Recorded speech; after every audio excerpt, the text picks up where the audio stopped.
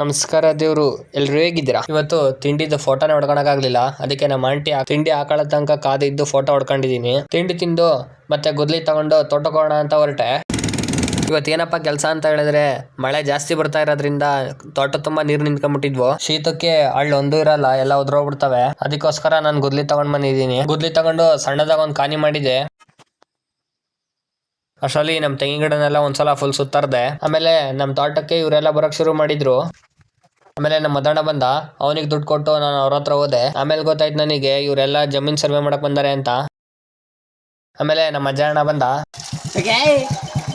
ಆಯ್ತು ಬಿಡು.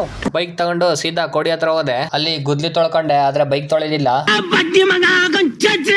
ಆಮೇಲೆ ನಮ್ಮ ಹೊಸ ಬೈಕಿಂದು ಇನ್ಸೂರೆನ್ಸ್ ಮುಗ್ದಿತ್ತು, ಅದಕ್ಕೆ ಫೋಟೋ ಹೊಡೆದು ಹಾಕಿದೆ. ನಮ್ ದೊಡ್ಡಪ್ಪಗೆ ನೀರ್ ಬೇಕಾಗಿತ್ತಂತೆ, ಅದಕ್ಕೆ ನೀರಿನ ಬಟ್ಟೆ ತಗೊಂಡು ನಮ್ ದೊಡ್ಡಪ್ಪನ ಹತ್ರ ಹೊರಟೆ. ಇಲ್ಲಿ ಇನ್ನು ಸರ್ವೆ ಮಾಡೋದು ಮುಗ್ದಿರ್ಲಿಲ್ಲ. ಬಂದೆ. ಆಮೇಲೆ ಅವರು ನನಗೆ ಚೈನ್ ಕೊಟ್ರು, ಚೈನ್ ಇಟ್ಕೊ ಅಂತ.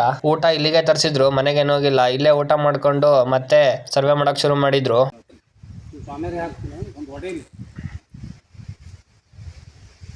ಇಲ್ಲಿರೋ ಅಂತ ಅಷ್ಟ್ರು ಜಮೀನು ಸರ್ವೆ ಮಾಡೋಷ್ಟರಲ್ಲಿ ಸಂಜೆ ಆಗ್ಬಿಡ್ತು. ಅದನ್ನೆಲ್ಲ ಮುಗಿಸಿ ಮನೆ ಕಡೆ ಹೋದೆ. ನಮ್ಮ ಅಕ್ಕ ಊರಲ್ಲಿರೋ ತನಕ ಫುಲ್ ತಲೆ ತಿಂತಾಳೆ ನನಗೆ, ಅಲ್ಲಿ ಕರ್ಕೊಂಡೋಗು ಇಲ್ಲಿ ಕರ್ಕೊಂಡೋಗು ಅಂತ. ಇವಾಗ ಒಳ್ಳೂರಿಗೆ ಕರ್ಕೊಂಡ್ ಬಂದಾಳೆ, ಏನೋ ಕೆಲ್ಸ ಐತೆ ಅಂತ. ಕೆಲ್ಸ ಮುಗಿಸಿ ಊರಿಗೆ ಬರೋಷ್ಟರಲ್ಲಿ ಕತ್ಲಾಗ್ಬಿಟ್ಟಿತ್ತು. ಮನೆಗ್ ಬಂದು ಸ್ನಾನ ಮಾಡಿದೆ. ಇದಾಗಿತ್ತು ಇವತ್ತಿನ ದಿನಚರಿ.